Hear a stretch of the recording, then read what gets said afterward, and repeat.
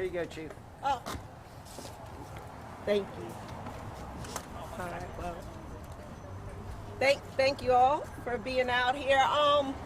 Obviously, I was called down today at 8 a.m. City Manager's office and handed this letter. So effective immediately today, I'm no longer the Chief of Police in Portsmouth. So where do we go from here? Obviously, I have attorneys we've talked and we have decided that we will file a wrongful termination suit. So obviously I believe that wrongfully terminated for upholding the law and being retaliated against for sticking to my sworn oath that I swore to serve and protect my citizens, community, and keeping my officers safe.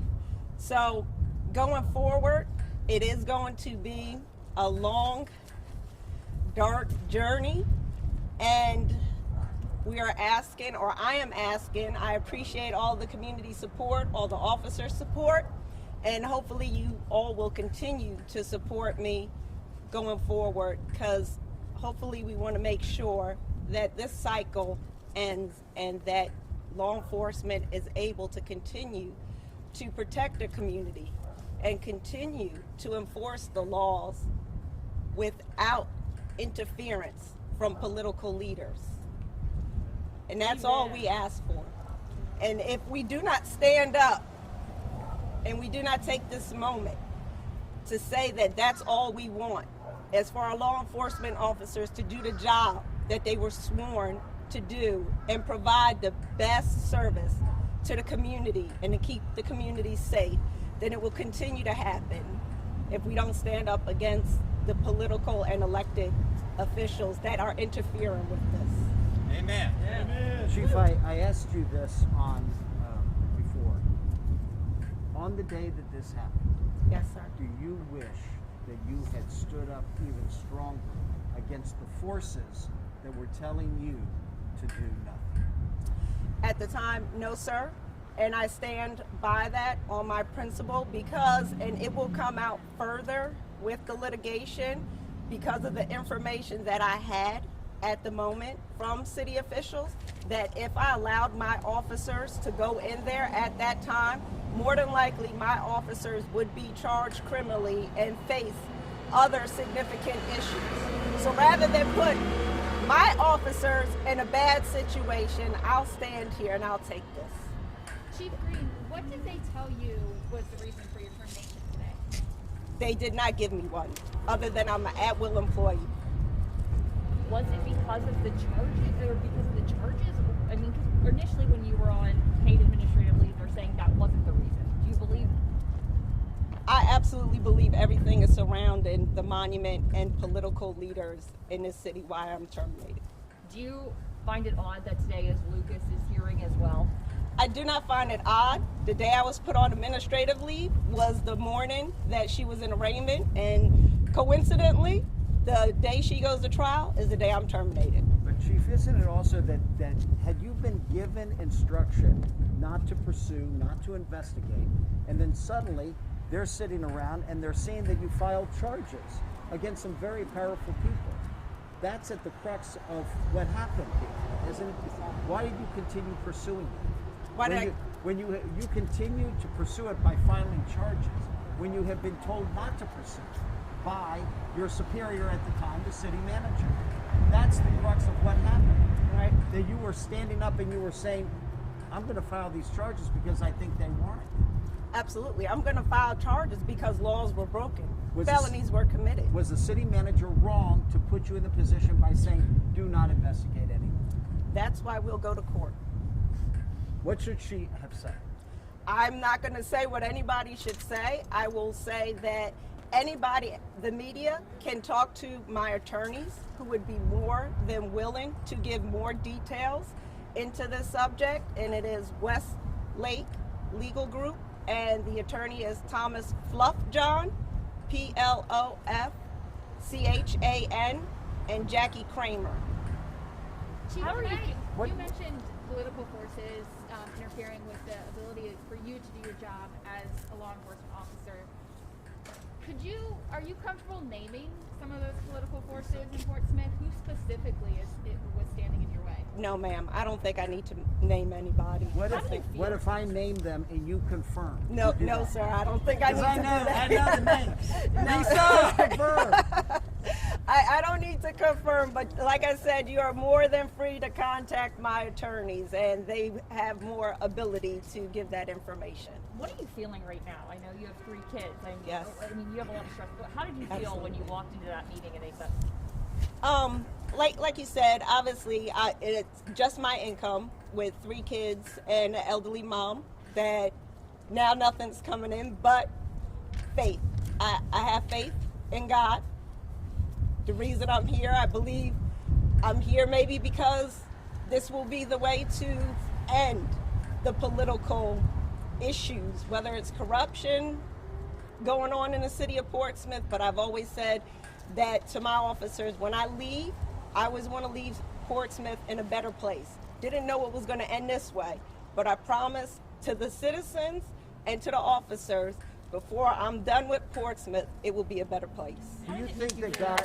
how did it make you feel to just hear that terminate? I mean, you worked so hard in your whole life to get to the chief position. I mean, Absolutely. 20 years, like you said, hard work. I never would have thought it would have ended this way. But like I said, I have to have faith. Then knowing that I stood on the principles and upheld the oath that I swore, didn't waver, and know that there will be something else better for me. Do you think that, and you were speaking spiritually, Yes. do you think that this is God giving you an opportunity to elevate yourself higher than you were? I believe it's God giving me an opportunity to continue to help the community and the officers, putting me in another position to continue to fight for these great citizens out here and these wonderful officers that deserve better. This lady behind you, very fine lady here, she's crying, Chief. Oh. She's crying. What does it mean to have these people out here supporting you? Right. It's wonderful. It's heartwarming to know that I have such great community support, that my officers understand why I did what I did. You know, the police chief before you, Tanya Chapman, Yes. she too was elected. Yes. And you're elected. You know how she felt. Absolutely. Yes. Tell me how she felt and how you felt. Well, I can't speak how How she did you felt, feel? right? But I'm hurt, disappointed, angry, but gonna miss the officers in the community. But as I said, I'm not going anywhere. I'll be here. In the meeting, what was the tone of the meeting? and who was there? The interim city manager, Mr. Pace, and the interim HR director, D. Wright, was there.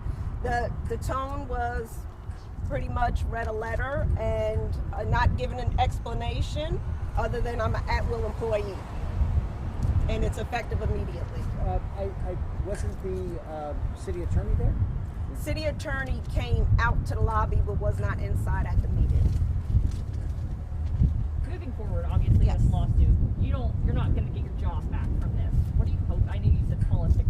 What are you hoping from this? I truly do hope that because of the lawsuit nationwide, hopefully with a chief standing up and bringing to light the issues of political leaders interfering with the sworn duties of law enforcement officers, that hopefully it will set a standard to allow the officers to do their job and to serve the community and keep the interests, the best interests of the community in the forefront. I believe these elected officials have forgotten that and are being self-serving right now.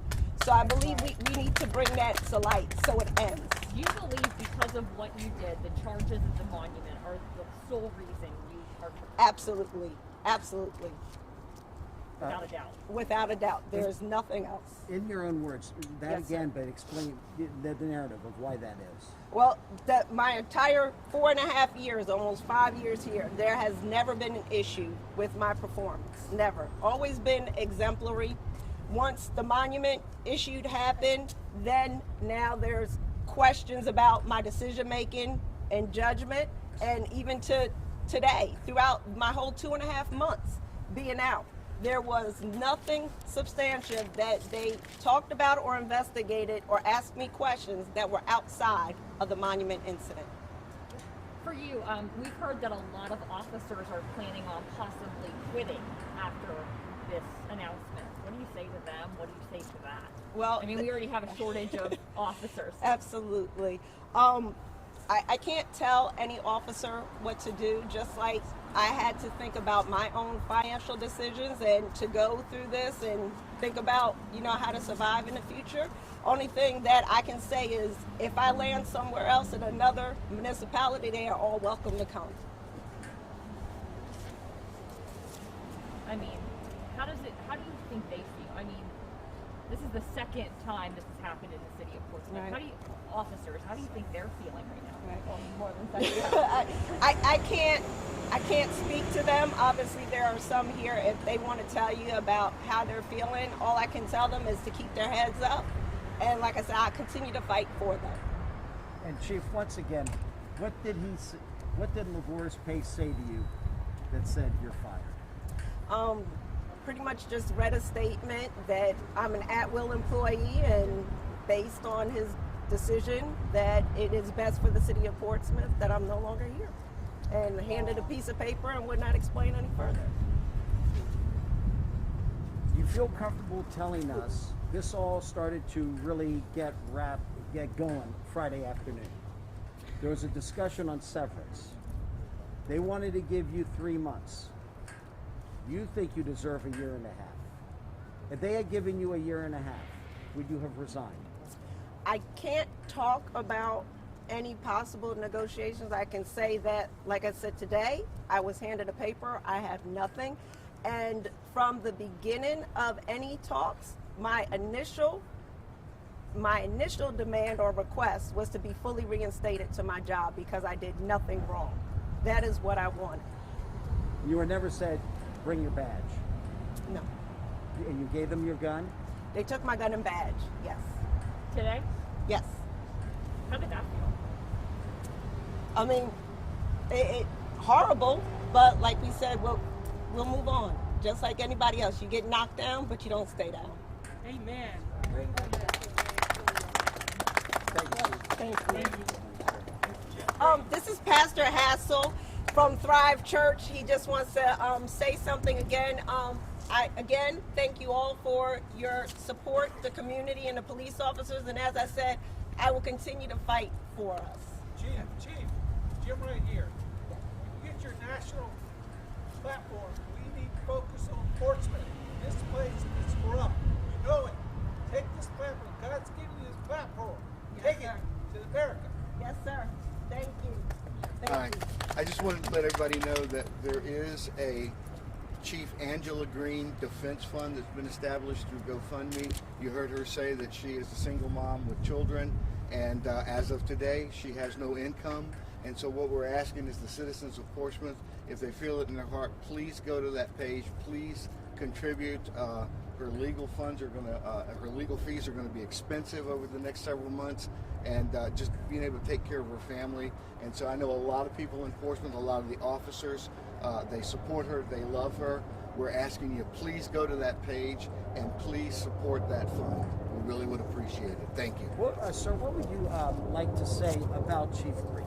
Speaking to her character. Yeah, I am her pastor, and I'm also the captain of the chaplains unit for the police department. I've been involved with the police department for 44 years. I've served under 13 different chiefs. Without a doubt, Chief Greene is the best chief this department's ever had.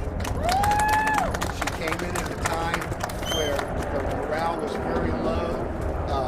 People were not happy at all over things that were going on.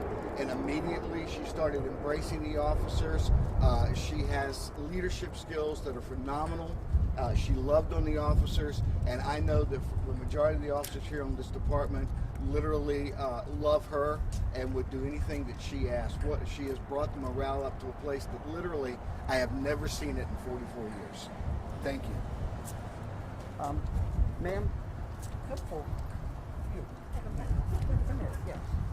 you were moved emotionally. Stand right here. And tell us why you were so moved.